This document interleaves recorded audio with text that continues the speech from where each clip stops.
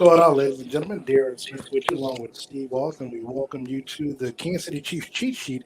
We are live from Arrowhead Stadium inside the press box. Tonight's game is the main event for Super Wild Card NFL Weekend, where the Kansas City Chiefs will be hosting the the Pittsburgh Steelers for the second time in 3 weeks. Steve, welcome to NFL Super Wild Card Weekend, brother. I'm happy. I'm happy to be here, man. You know what? I'm kind of like we're 1 week over. It feels like it's been a long time. 18 weeks. We're regular normal seasons is 17 weeks. So I'm excited. I'm ready to get this thing kicked off.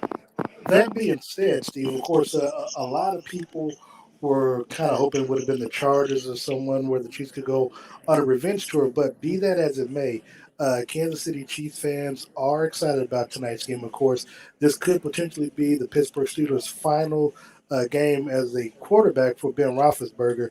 Of course, the Chiefs are heavy favorites coming into tonight's game, Steve, where they are 12 and a half points to 13-point favorites, depending on which website in this game against, and which is of course the largest wild card spread, I believe, in NFL history. So, are you first of all, are you even shocked by the point spread for this particular matchup, and then even more so, what are your thought process, coming into this game with these teams playing?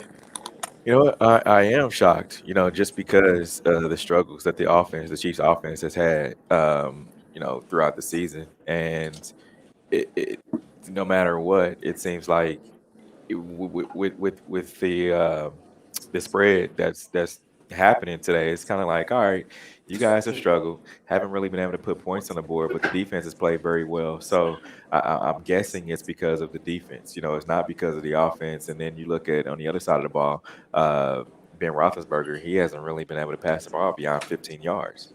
So you have a struggled offense coming in with the Chiefs, and then you have an offense with Big Ben who's like, all right, we're going to try to play with with house money, right? Yes. So it's kind of just like, all right, this team. It's very surprising that this spread is what it is. When we look at this matchup, Steve, here's what's interesting. In the storied history of both of these two franchises, they've only faced off in the playoff twice. The last time these two teams played was back in 2016. We remember. Le'Veon Bell rushed over 200 yards in that game, but it was a field goal extravaganza. Pittsburgh kicked six field goals in that ball game to win 18-16 over the Kansas City Chiefs. So offensively, it was not a pretty sight to behold if you were here in the stadium in the press box. But looking at this matchup, of course, the Pittsburgh Steelers come into this game with a 9-7-1 record. Of course, you throw the regular season out. The Chiefs finished the season 12-5, second overall in the AFC conference. Of course, for Kansas City, you got Patrick Mahomes. And the last time these two teams played, Travis Kelce, Nick Bolton, and a few other players, both of the kickers, did not play in that game against the Pittsburgh Steelers. But coming back, everyone is pretty much healthy, ready to go, with the exception of Clyde Edwards-Helaire.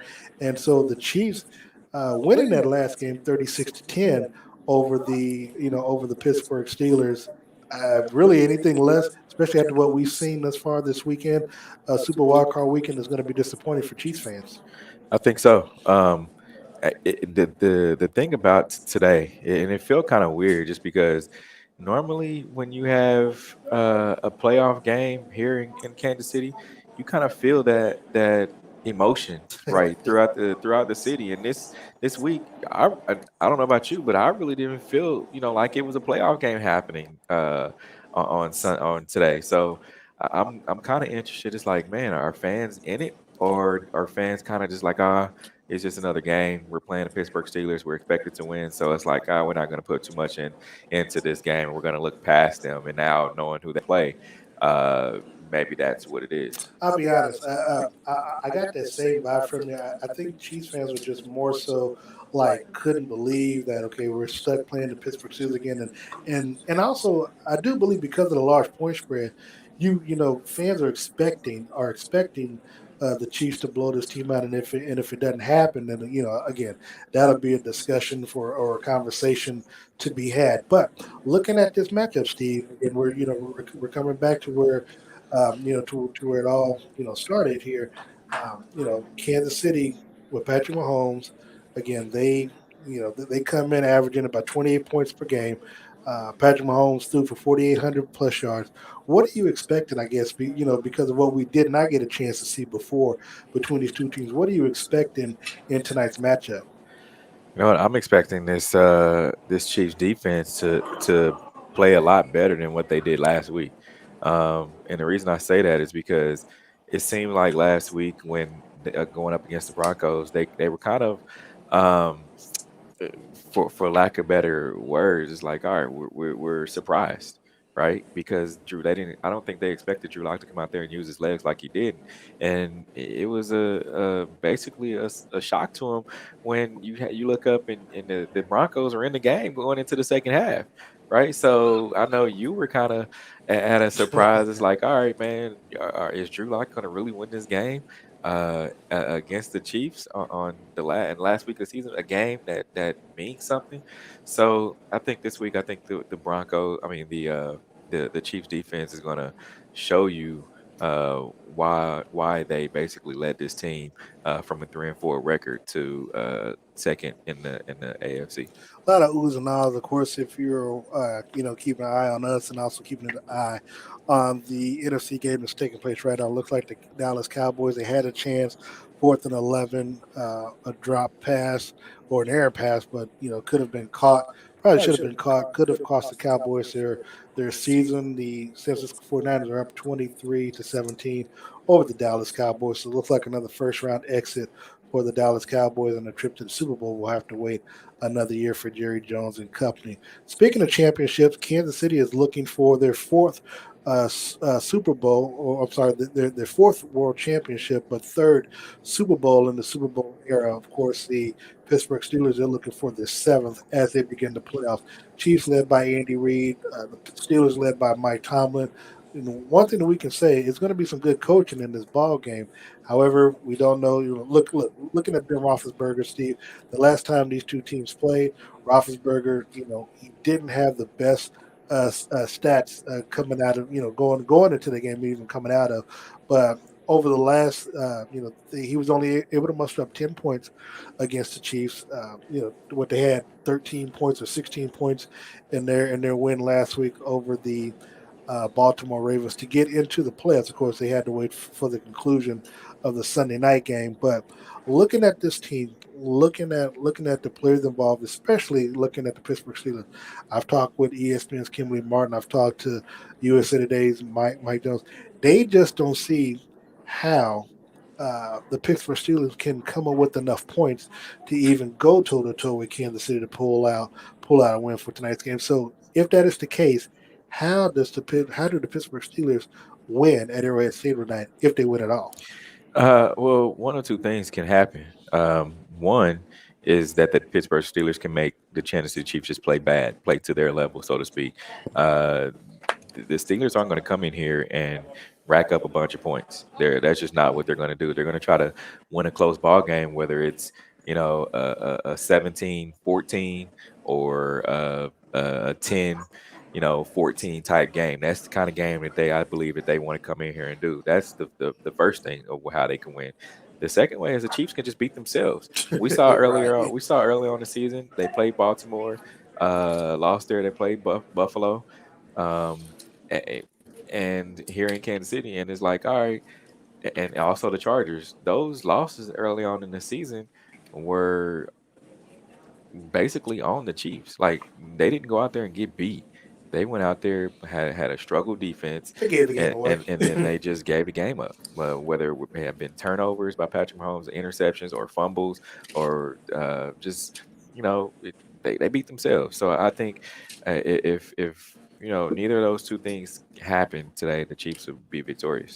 Kansas City is looking to become only the fourth team to make three straight appearances in the Super Bowl. Of course, the last team to do it was Tom Brady and the New England Patriots from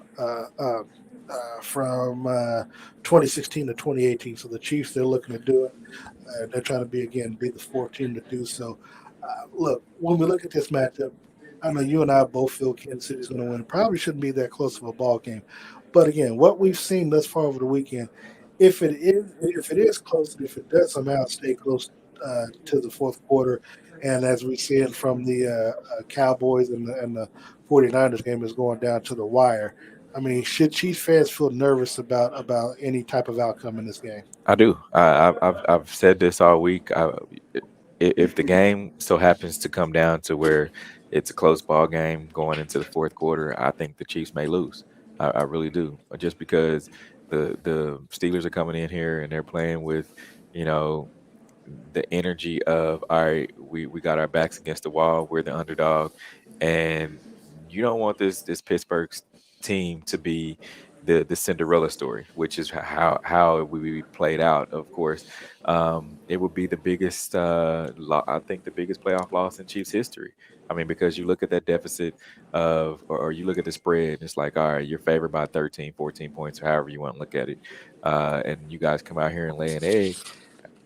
To me, that would be worse than the early exits in the late 2000s. That would be, I mean, in the early 2000s. I think that would be worse than the what was that, 28 2020? point. No, that was the The game Indianapolis against loss. the Yeah, Indianapolis. Yeah, 28 so points. Yeah. I think this would be worse than that. So, I think the Chiefs need to come out here and just do what they have been doing to get here. For the Chiefs, well, for the Steelers to win the game, I think they're going to need to rely on their rookie running back, Najee Harris. Of course, he led the rookies with 1,600 plus yards from scrimmage, over 1,200 yards rushing. And look, people talk a lot about their offensive line not being that good, but you can't rush for 1,200 plus yards, and You can. and You not be. can. I think You think you can? yeah, I think you can. It just it look, if you're not expected to come out there and do it, and you kind of punch somebody in the mouth, and at the time of it, it's like, all right, man, he's got 100 plus yards. Now what? So yeah, I think you can. I think in the game with Kansas City, I think he had like 90 plus See, yards, see. 93 yards. Well, no, but again, I mean, I expected him that to have a good rookie season. But one of the things that Ben Roethlisberger, look, he has the talent offensively, and it looks as though they, wow. Well, the Dallas Cowboys just lost the game because they couldn't stop the run game. Again, we look, we stop and see. Well, I don't know. It might have a fourth down, but they'll probably go for it. But look, you gotta you gotta be able to stop the run. And if you can't stop the run, boom. Okay, he's down. Yeah, and he got down before. So, but if you can't stop the run, we're seeing in this NFC game. That can be the downfall. But Najee Harris, look, for them to win, it's going to have a big game. You've got to be able to run the football effectively against this Chief defense. Keep Patrick Mahomes on the sideline. But they also have Deontay Johnson and Chase Claypool and a rookie tight end, and and Pat Freiermuth, as well as the return of Juju Smith-Schuster. So talk about that if you would. Of course, the Juju, they thought that he was going to be gone for the remainder of the season, but they activate him over the weekend. He will be playing in today's game. I don't think Juju will be that much of a factor. I honestly don't. The factor that I look on the defensive side of the ball for the Pittsburgh Steelers, I think T.J. Watt's going to be a little bit of a factor. And a question I've been asking folks is like, all right, can T.J. Watt actually come out here and wreck a game and actually win a game for the Pittsburgh Steelers? And I feel like he can. I feel like he has the talent of one of the top defensive players in the league that will help a team to be able to be victorious. And he didn't play so well in the first matchup just because it was the bruised ribs.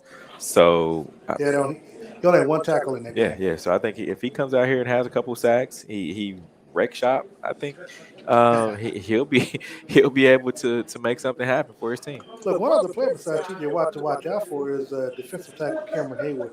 He was also a first team All Pro selection, actually voted above Chris Jones' first team. So, like, I expect a lot on the defensive side of football from the Pittsburgh Steelers to attack Kansas City's offense, especially like you said, T.J. Watt. According to Mike Tomlin, Steve, he's going to be he's more healthy Yeah. coming into today's game than he was 3 weeks ago, and so they expect a big output from him. He can get after the quarterback. I think he just had 4.5 sacks Yeah. 2 weeks ago. And Patrick, to his credit, in the press conference this week says that it's going to be vital for them to know where he's at all times and make sure that he gets the ball out in enough time so he doesn't, saying get in the grasp of T.J. Watt. So yeah, so you're right. It's going to be very vital for the Chiefs to make sure that they know where T.J. Watt is, and so he doesn't become a focal point in the ball game. Yeah. Chiefs are going to be without Clyde Edwards-Helaire in tonight's game. He's going to be out for the third straight week. Running back Dale Williams is activated, will be running in tonight's game.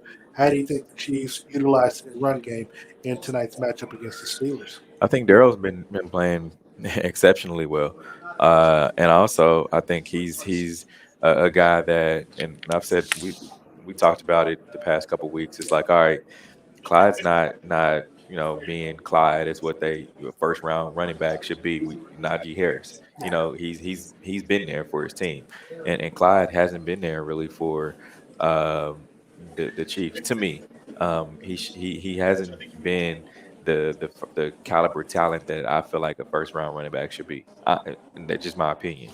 Between me and you, and everybody else is listening, do you think the Chiefs look to move on from him, or do they just ride it out because he's still on his rookie contract? No, look, what they do when it didn't work out with Chris Jones in when they put Chris Jones to the outside defensive end, they tried to save face, right? They were going to do come hell or high water. He was going to play out there on the defensive end. So bringing it back to the running back position in Clyde, come hell or high water, they're going to make Clyde work until he doesn't work, right? Well, no, I, I, I'm sorry, and let me just do. I said it to say that because he seems to be injury prone, obviously because he's not a big quote unquote back, but they try to play him like an every down back, and he's just not built for it because his best offense to the team's offense is in the passing game where he can come out of the backfield and And it's stuff. funny that you say that because I heard Joe Burrow talk about that before they played Yeah, the Chiefs. It's like, all right, what do you think about Clyde? It was a question asked during a press conference. What did they think about Clyde? And what does he think about Clyde? And Joe answered. He said, "Oh, well, I feel like Clyde is a great running back, but they're not utilizing him as how he should be used and how he was used at LSU when we had Clyde.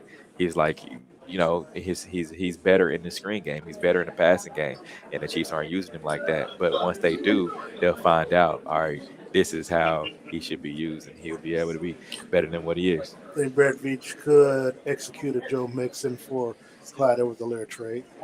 Uh, Hey, I uh, think Joe Burrow will take him. Let's oh, not say of he wouldn't. course. I'm just saying. And I think he'd go there and ball too. Well, I agree with you.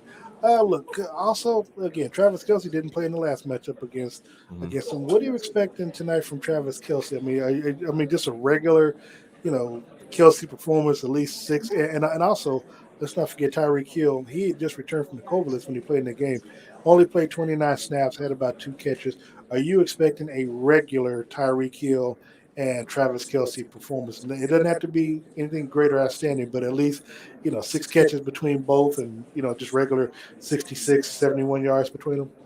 No, I think you're gonna look. They both talked about it. That place playoffs, baby. You got to go. There's no turning back. They know what it felt like at the end of the season last year with not even being able to score a touchdown in the Super Bowl. They know what that feeling is like, and I don't feel like they want to feel like that plus some if they lose here in the playoffs. I'm curious though, with what we saw over the last 24 hours with Hmm. Baltimore. I'm sorry, not Baltimore, but Buffalo and Cincinnati. How much pressure do you think is on this Chiefs offense to put up the type of points, especially if they win, they'll be hosting Buffalo to where, fans won't freak out because, Buffalo came in back in October, beat the Chiefs 38-20. They put up 47 against New England. Again, that's New England, but they put up 47 in their most recent output. And knowing that they have a little bit of swagger that they didn't have last year coming in Arrowhead, what's to make folks think that they won't be able to do that? If again, what kind of pressure is Kansas City going to be under to put up points tonight and put it up with ease? I don't think they're going to be under any pressure. The You know, pressure is on Pittsburgh. I think the pressure comes with Them coming in here is Well, Big Ben's last according to Ben Roethlisberger, though, last hurrah. I mean, according to Ben, Ben is making it seem like that they don't, he's playing with house money, so they don't, they don't feel They like they there's any pressure. they still have more pressure than the Chiefs do. Look, everybody's expecting the Chiefs to win. Granted, you still have a Pittsburgh team in here coming in here that's like, all right, they're a team that if you look in the past, I know we don't like to look, in the past. Hindsight is 2020 according to Steve Spagnuolo, but they're coming in here. They're a team that's about winning. They've won so many years, and I don't feel like they want to come in here or Pittsburgh fans expect them to lose. Hmm. What we see were the Dallas Cowboys and the San Francisco 49ers. They were trying. It looks like it's a flag, false start. Oh, okay, it's Wow. false start. Yeah. Wow, interesting. Did not see that one coming. False start on the 49ers, so it'll be 4th and 6. So the Cowboys might actually get a chance to get the ball back and see what happens. But Steve, If it were you, would you punt it away? oh yeah. But you know what? You've been, in fact, you've been able to run the football. Dallas is out of timeouts. Yeah. I mean, I'd punt the ball, put them back as far as you can. I don't look. I don't trust Dak to take him down the field. CeeDee Lamb, unless CeeDee Lamb can break something out deep, I just don't. 40 seconds, anything can happen. But Dallas has had a team record for penalties today. So again, I expect him to do Dallas Cowboy things. So and we see it. He's got the punt, and it gets into the end zone. So 32 seconds left. We'll see what happens. Stranger things have happened in the NFL thus far. Steve, defensively for the Pittsburgh Steelers, I was on Fox Sports when we were talking about it, and they were talking about the emergence of the Pittsburgh Steelers rookie linebacker, which we said thank you because with his emergence, we were able to get Melvin Ingram in a trade with the Pittsburgh Steelers about 10 weeks ago. That being the case, how has Melvin Ingram been a godsend to this Chiefs defense and this team overall? Look, 3 and 4. He helped them go from three Yeah. and four to where they are now, and I think he brought a little bit more of an energy. He talked about the Kobe mentality early on in the season, Oh, and okay. yeah, he talked about the Kobe mentality early on in the season. Okay, that was hot. And And he got hurt. he's definitely one of those guys that takes he's not going to talk about it. He's going to be about it. And he's a counter caliber player that you're not going to want to go out there and be next to him and not go give it your all. So I think he's definitely the guy that helped this team get to where they are. He's the MVP of the team right now, I think. Interesting to say. Well, Steve, look, we're about 5 minutes away from the end of the broadcast because we're about 20 minutes away from kickoff. X factor for you in tonight's ball game. And the Chiefs just don't beat themselves. I feel like We say it, do we say it almost yeah, every week? don't beat yourself. Don't beat yourself. Do what you need to do to get a win and stay healthy. Because you're gonna have a healthy Buffalo Bills team that's coming in here. That's one to come in here and make it to the AFC Championship game. Health is such a huge key and a huge factor. Mhm. Also, look, to me, if you want to make sure the player's healthy, you got to put this game away early. Not saying you got to put them away with halftime, but at least when you start the fourth quarter, we should be seeing Chad Henne and others, other key players coming into the ballgame, resting some of the starters. Look, I mean, I get it if you're trying to, possibly, get some stats, but Mhm. you shouldn't have to worry about that. But at the end of the day, you want to get away with the win. All right, Steve. Moment of truth. We are under 20 minutes from kickoff. Who you got winning and why? I have the Chiefs winning. As long as it's not close going into the fourth quarter, Well, I do. yeah. Yeah. So I mean, I have the Chiefs winning. I have the Chiefs winning by 10. Um, Oh, so they don't cover. yeah, I had the Chiefs winning by 10. I do. So um, here's the deal: if the Chiefs are able to, like I said, run away with it in the third quarter and not let it be close, they're gonna win by 10. Well, I do have the Chiefs covering. I think it's going to be more so a repeat of what we saw in December 3 weeks ago. I'm Mm. going along the lines 35-10, 35-13. It's look, let me take that back. I got at least 35-14 because I got Ben Roethlisberger throwing for 2 touchdowns. Why? I don't know. I'm just trying to win some money. So I'm a little biased on that. So I'm not going to go against my pick. But I see it a blowout. The Chiefs cover more than 12.5 points. And when it's all said and done, Kansas City should be able to move on. And whether they win by one or win by 25, I expect them to move on next week. Host a wild card game either Saturday, more than likely Sunday, against the Buffalo Bills. I think. Oh, sweet! Get up! Get up! Get up! Get up! They're just sitting. Wow. No, they're not. Wow. They're going. They're going to put time on the clock. They're going to have to. Wow. That's interesting. No, they're going to have to put time on the clock. That's interesting. That's interesting. For those watching us, we're watching the No, they're going to put. They got to give them a second. They're going to. we're if those listening to us right now, we are watching the we're here in the press box, Chiefs press box. We are watching the Dallas Cowboys versus San Francisco 49ers. They're Did they gonna wave it off or did they? Oh, they waved it off. Oh, they. Oh, wow. That's oh, the interesting. rest. That's interesting. Wow, they waved that thing That's off. very interesting. That's very interesting. Wow.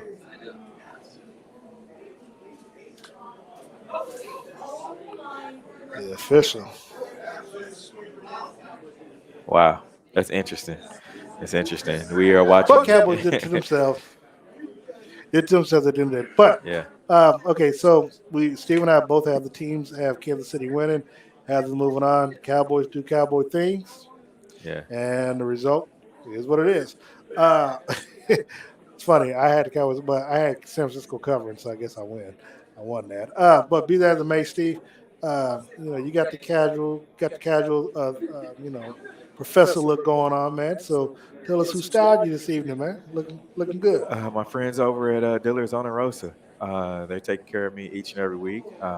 Morano Slim Fit, and also Polo Ralph Lauren. So if you're in the market to get your lady friend or your husband, your wife, someone need to take care of someone, or you need to get the business attire to go for your job and make it for your game day look, make sure you go out and check out my friends over at Dillard's on Rosa.